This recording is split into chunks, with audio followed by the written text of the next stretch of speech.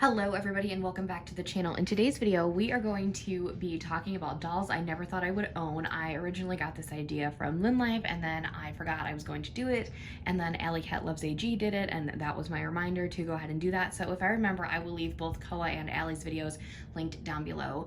But this is just dolls either I thought I would never have because of how rare they were, or dolls that I said I was never going to buy and then just came across them for a really good deal, or my opinion of them changed. So I have a couple here. There's obviously a few more, but I picked the ones that really stood out to me when I thought about this video. So here we have Ainsley, and she's my most recent doll. This is my Just Like You 15. I didn't really pay attention to her at all, and then I saw a bunch of people posting her when I got back into collecting, and I was like, holy cow, she's like super unique because of her textured hair and the fact that she is one of the few dolls from AG with no part. And there were just 15s. First of all, like in 2020 when I got back into collecting, there weren't very many on like eBay and or Mercari or whatnot. So I was like, okay, I'm never gonna find her because they didn't really pop up very much. And then they started popping up like in the past 6 months, a lot of them everywhere. And I was like, what the heck is going on? So then I kind of looked for them, and they are kind of like very between like the $200 and $300 price range, and I really don't want to pay that much for a doll unless it is a custom with very intense like face paint and stuff. So I was like, I just kind of started accepting the fact that I would never own her. And about like a month ago maybe, I came across her for under $100. I don't particularly like to share how much I paid for some dolls, but in the case of if I find like a really good deal and I'm super excited and happy about it, I do share it with you all because I want you guys to know that patience definitely do pay off. You just have to wait, and I've like, you know, managed to give myself, like train myself, I guess, to have that self-control. And there's actually, I did that with a couple other dolls on this list, but I wanted to start with Ainsley because she is the recent addition. Next up we have Lilith, and she is my number 30, and this one, she's kind of like Ainsley in a way that I didn't really see a lot of 30s at all. And she has a funny story because I just bought her head on eBay for, I think it was either like 25 or 30 bucks. And she spent a good portion of like her first couple months with me in the sun trying to get rid of all the marks on her face, and I gave her a new body, and she's very cute. The story behind Virginia, my number 38, is I really thought just something about number 38 was very unique and simplistic, and I liked that aspect of a doll. And then I found out she was very hard to get, so I was like, okay, what the heck, here we go again. And I am a member of like a couple Facebook groups and stuff. I'm mainly on here and Instagram, but some of my dolls have come from Facebook groups, and I just casually posted, you know, I'm in search of these dolls, and someone actually said that they had her, and she's another one that I got in perfect condition for under 100, and I was like, this is so surreal to me. I really didn't think I would ever have her, but here she is. And moving on to the Girl of the Years, this one is a little bit more of a different type of like why I thought I would never have her. So this is Mia from 2008, and if you guys have been here for a while, you know the story behind this Mia. So this is my sister's doll, and I have wanted this doll since my sister won her at an American Girl Tea. I would beg my sister all the time, can I please have her? And she never gave her to me.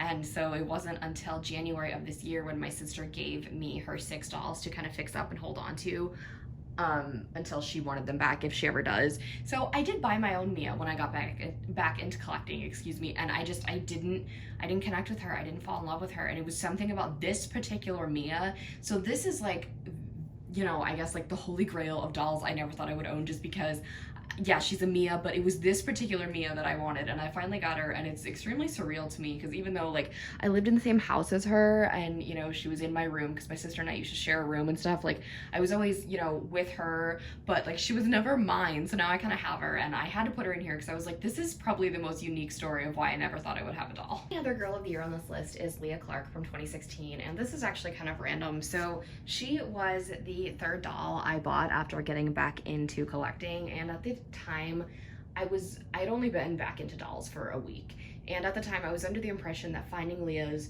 was super difficult. Now I see that they're not as rare, in quotation marks, like as rare as I thought they were. Leah I actually got from an adult collector over on eBay, and she was only $65, and she was in perfect condition. She had her meat dress, she had on the yellow shoes from her collection, and she came to me in such beautiful condition, and I've never had any issues with her hair or anything like that. Look at this legend. So this is Kaeya, and I bought Kaeya from a Facebook group as well. She was in like brand new condition. There's really nothing wrong with her at all. And see, Kaeya, I remember when Kaeya was released, and I was like fairly new to collecting. So I was like 5 when Kaeya came out.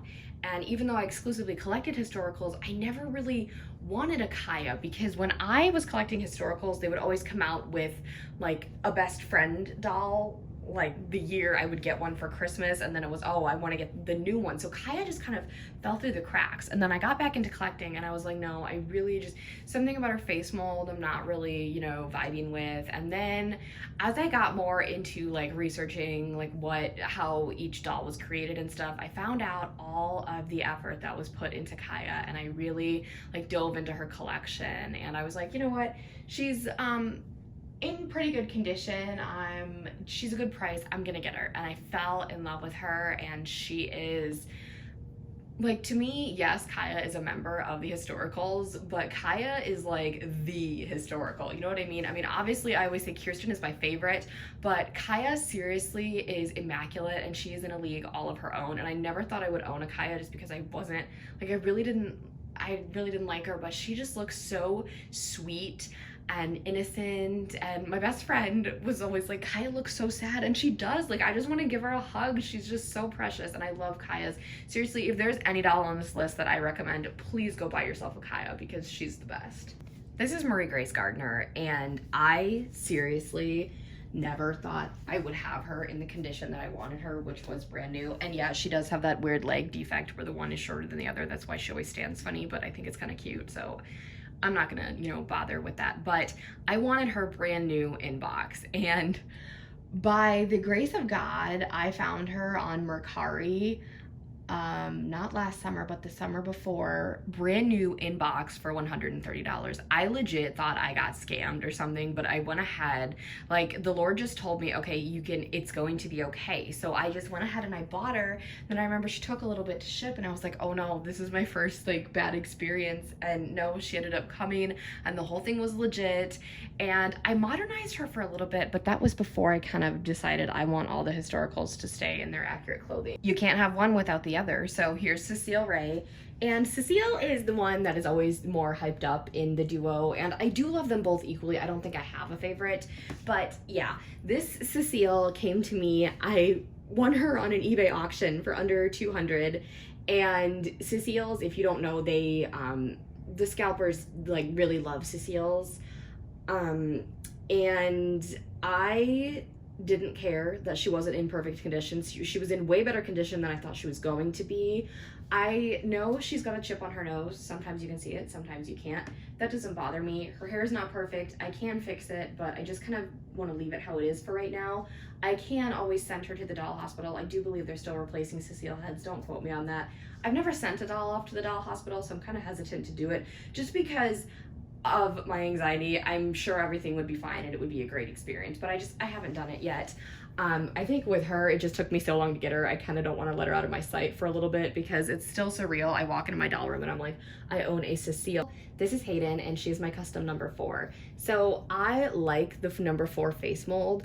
I really am a huge fan of custom number 4s. So I figured, like, if I was gonna get a number 4, I would either find the original for a very good price or get a custom one. And I found Hayden. I don't remember how much I paid for Hayden, but I know that it was an affordable price. She's a very unique looking doll, not only because of her face, but because of the combination that was chosen. Her customizer actually like painted her face and chose her eyes and everything, and I was the one who chose the wig. So Hayden is very unique to my collection because she's the only doll I have that has the number 4 face mold. If I ever come across getting like an actual number 4, I might possibly do that, but it's not super high on my wish list. But I really just never thought I would have like a number 4 face mold in my collection just because of like how sought after that face mold is. Yasmine is on here because Yasmine is my first doll by Seb Repaints over on Instagram. And I never thought I would own a Seb doll because I never thought I would really go into the very heavy makeup. Now, her makeup's not heavy because I've seen a lot more, but I never really thought I would own customs with this fine detail of makeup. And when I saw Yasmine, I think he did like a little preview of what was to come, and I was like, I want that doll, and I immediately jumped on the chance to buy her. And I never thought I would spend that much on a doll. She still is the most expensive in the collection. She's still gonna be holding that title. And I never thought I'd own a Seb doll, but his work, she's the fourth Seb doll. She's one of 4 Seb dolls I have now, and I love them so much.